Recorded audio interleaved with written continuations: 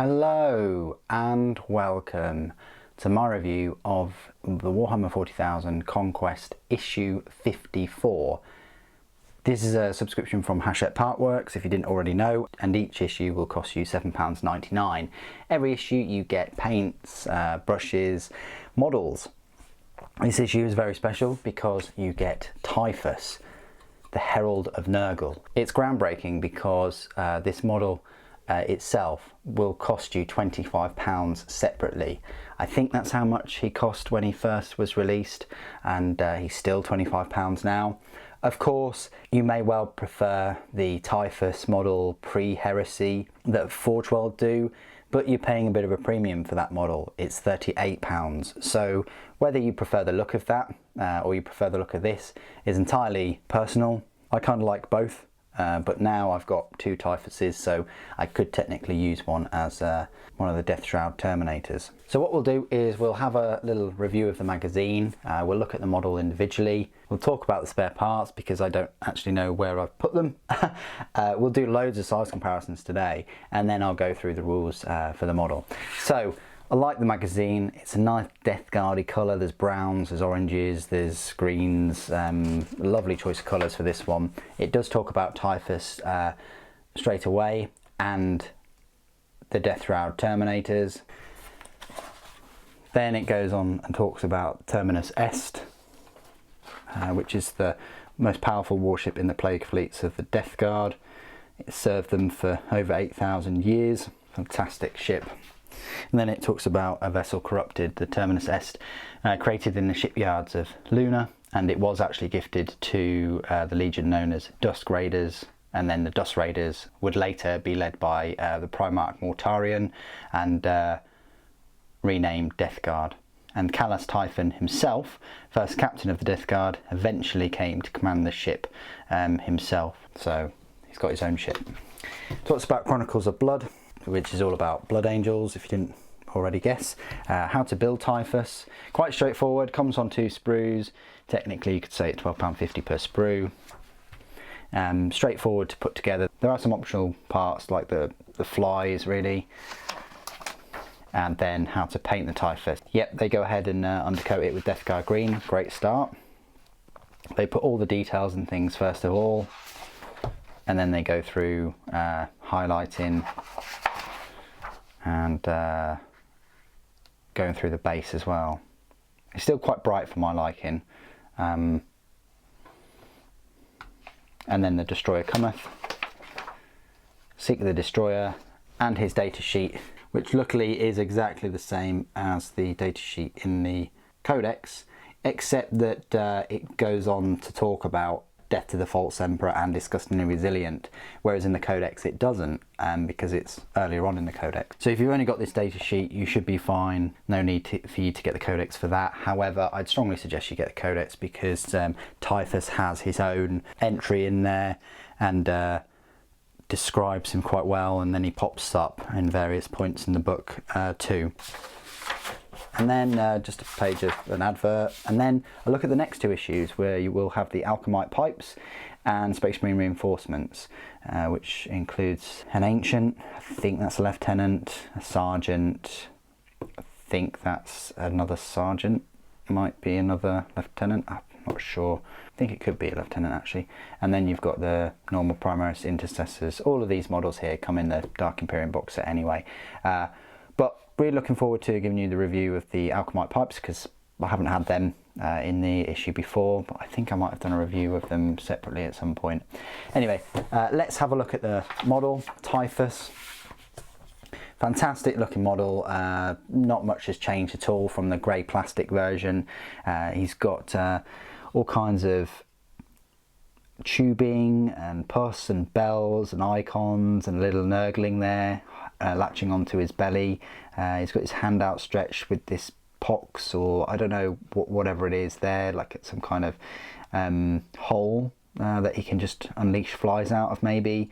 He's got a very iconic helmet with this bladed horn. His Man Reaper there is just a master crafted Man Reaper. It doesn't have a specific name or anything, which yeah, sucks a little bit, because you kind of expect named characters to have named weapons and things. Anyway, so that's the big Man Reaper. It looks very similar to the Death Shroud Terminator Man Reapers. He's got this big venting system here because this is the Cataphractii armour. Very slow, but offers an awful lot of protection there. You've got the venting system where the flies would normally attach onto and pop out of. He's got a bit of a scenic base, I would say, on his right hoof. And there's the back of the little Nurgling, and he's got the symbols there of the Death Guard. It changed quite a lot from the Horus Heresy model. I would really like to get the Horus Heresy model, so I can get 3 Typhuses, but yeah, maybe that'll happen, I'm not sure, but we'll see. Anyway, that is Typhus, fantastic looking model. Let's show you some size comparisons, and what better way to start than with a size comparison with himself. So here's Typhus next to Typhus. As you can see, they're about the same size. They're exactly the same size, of course. But this just goes to show the difference between one where it doesn't have the flies and the other one that does. And this has got maximum amount of flies. Yeah, it's going to be a pain for me to paint under there, but it's smoke effects anyway, I guess. But yeah, there's a lot going on if you choose the fly option. But that's the only kind of addition that I've left out on him. Everything else is the same, in the same pose. Yeah, on the battlefield, if you've got 2 of them, they're going to look, yeah, identical, of course. But anyway, that's Typhus next to a Death Shroud Terminator, which I keep banging on about. Right here, a box of these, of 3 of them, is about £35. Very expensive, and I didn't think that they'd be worth it. They are worth it. They've got lots of detail and a couple of little options. They've got these wrist-mounted weapons here. The Man Reapers are the same size as Typhus's, which again I was a little bit worried about. I like how they hold them too. His doesn't have this extra grip, this foregrip I want to call it, but they are, you know, as big as him, and definitely a lot of presence. They've got loads of detail, smoke and flies coming from their vents, these cloaks as well. Very, very menacing models. Next to a normal Death Shroud Terminator, similar sort of size, and they also have the Cataphractii Terminator armour too.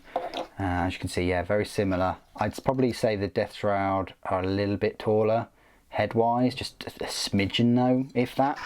But he's going to look right at place amongst the Death Shroud Terminators with these Man Reapers or Plague Reapers, whichever ones you choose.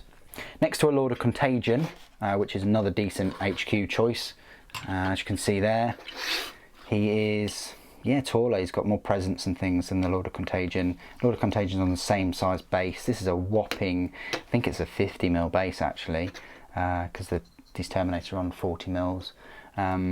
So yeah, a lot of presence. You can't go wrong with either of these 2 HQ choices. And then finally, another sort of Lord of Contagion, but this time with a Man Reaper, Plague Reaper actually, is Lord Felthius. Now Lord Felthius is a little bit taller because of all the spikes and things, you know, and he is on this extra light scenic base, but I just thought I'd make that size comparison there. And then a normal Death Guard Plague Marine. Yeah, he's a fair bit bigger than one of those. And then a little cultist. Absolute dwarfs of cultist. Can you imagine that? The size of him compared to just a normal sort of person, sort of double the height almost. And then I thought it would be prudent to do a size comparison with Mortarion, Primarch of the Death Guard. There's Mortarion. Let's just move them all out of the way. So this is his old chum that sometimes he doesn't really get on well with.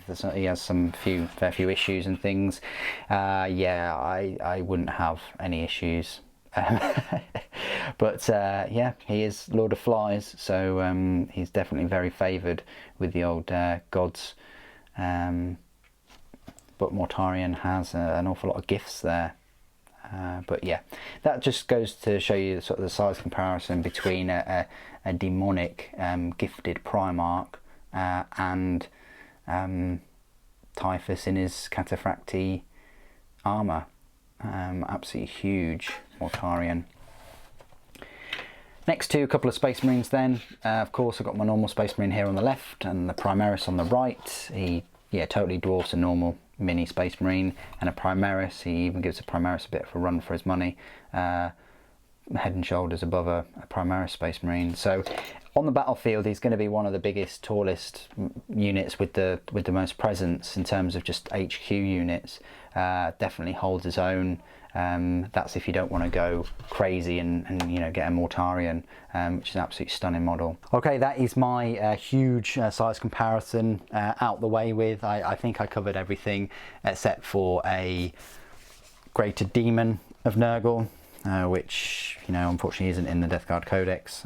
It would be cool if it was, but it's clearly in the Demon Codex. Okay, so now this is my part of the review where I will go through all of his rules. So he is an HQ choice, as I said. He's the second HQ choice in the book after a Demon Prince of Nurgle, and he is one up from a Lord of Contagion. You've got many HQ choices. You've got Chaos Lords in Terminator armors, Sorcerers in Terminator armor, and you've got the Malignant Plaguecaster, which is kind of like your Psyker. So he's a power points cost of a 9 and a points cost of 175. It's quite pricey, it's almost 200 points there. Of course you're getting all of his equipment though. His stat line reads, he's a movement of 4 inches, weapon skill and ballistic skill are both 2+, strength 4, toughness 5, 6 wounds, 4 attacks, leadership 9 and a save of 2+. That's a very, very solid stat line, except he is a bit slow. That movement of 4 inches, mainly because he's Death Guard and he's in the cataphracti armour, really slows him down compared to, say, a Demon Prince, which has double the movement speed. It's movement speed of 8 inches, and the strength is much better, the toughness is much better, more wounds. It's just, and the leadership is better too. It's just the save that they don't have that 2+ save that Typhus has. Typhus is a single model armed with a master-crafted Man Reaper, the Destroyer Hive and Blight Grenades. Only one of this model may be included in your army. So the Destroyer Hive, it's a pistol weapon. It's a range of 6 inches, so very, very short range. Pistol 2d6, you can get 12 shots with it. It's a strength 4, but it is AP -3, damage 1, and it always hits on a 5+, even when firing Overwatch, regardless of any modifiers. So that's really going to help you and back you up if someone charges into him. The fact that it can get up to 12 shots there of AP -3 and it always hits on the 5+ is decent. You're just going to run amok a little bit with, trying to wound with that strength 4. The Mastercrafted Man Reaper, it's a melee weapon. It pluses his strength by 3, so that's a strength 7, so now he's on par with the Demon Prince of Nurgle. The AP is -3, and it's got a massive whopping damage of 3. And it is a plague weapon too, which if you're a bit rusty with your Death Guard rules, it means you can reroll wound rolls of a 1 for a weapon with this ability. Super. How does a Mastercrafted Man Reaper compare to like a Lord of Contagion's Man Reaper or the Death Shroud's Man Reapers?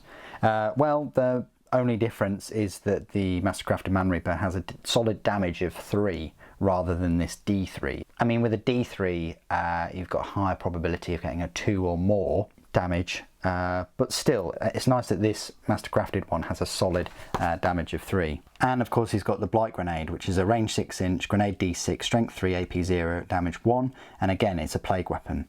Abilities, Death to the False Emperor and Disgustingly Resilient. Of course, what that means is Death to the False Emperor, for each hit roll of a 6 this model makes in the fight phase, it can immediately make an extra attack against the same unit using the same weapon.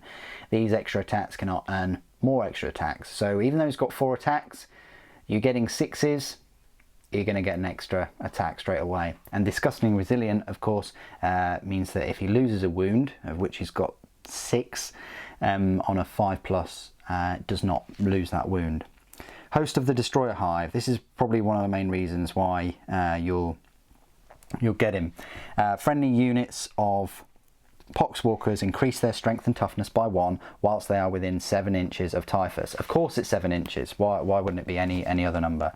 This is pretty decent, and this is one of the main reasons why you'd get him. I see a lot of people taking him to buff their Poxwalkers. Increasing their strength and toughness by 1 means that they've now got a strength of 4 and a toughness of 4. Potswalkers, remember, still have Disgustingly Resilient, and they have 2 attacks each.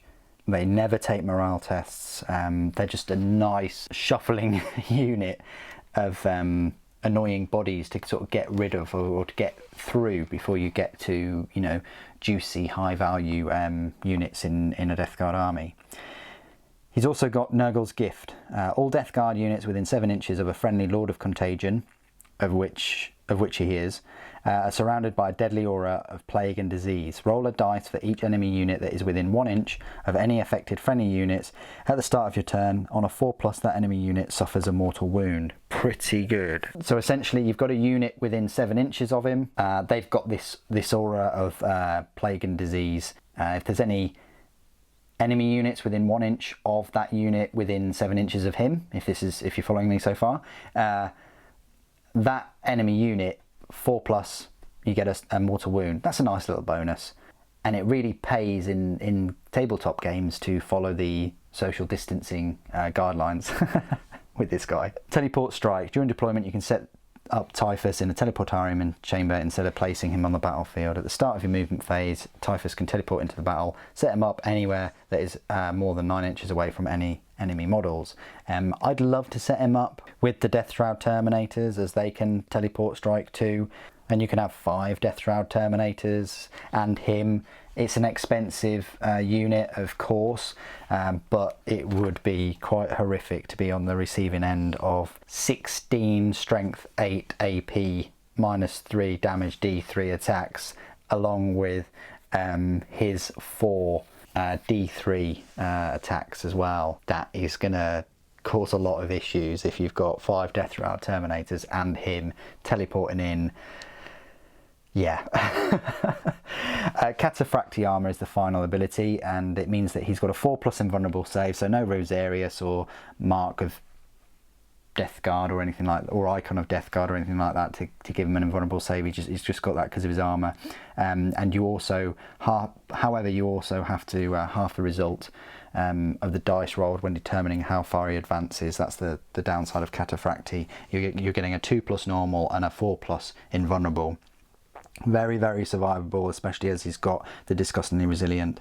He is a Psyker, believe it or not. He can attempt to manifest 2 psychic powers in each friendly psychic phase, and attempt to deny 1 psychic power in each enemy psychic phase. He knows the Smite psychic power and 2 psychic powers from the Contagion discipline.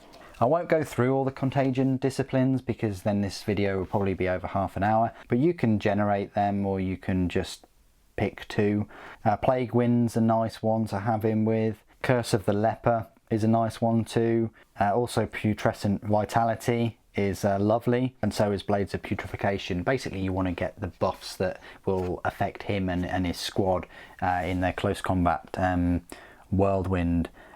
He doesn't really have a ranged weapon other than that Destroyer Hive, and which is a very, very short range, and that goes the same for the Death Shroud Terminators. If you choose to use them, their Plague Spurt Gauntlets is only a little 6-inch weapon. It's more like a little flamer, a weak flamer, if you can call it that.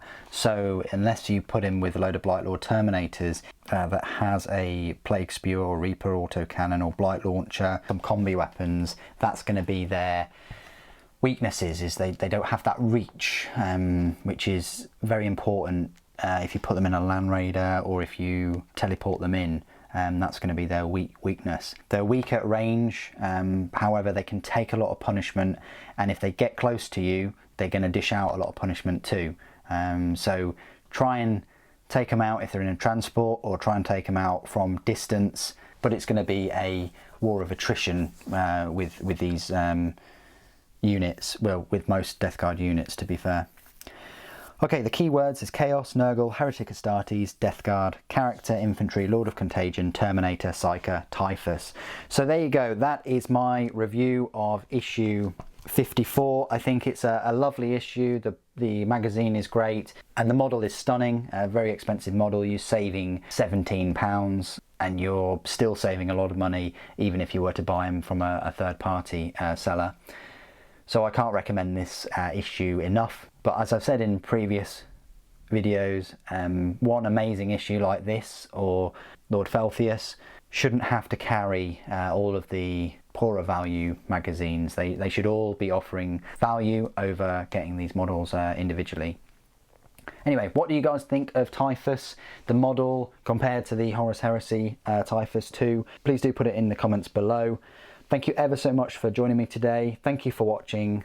Papa bless.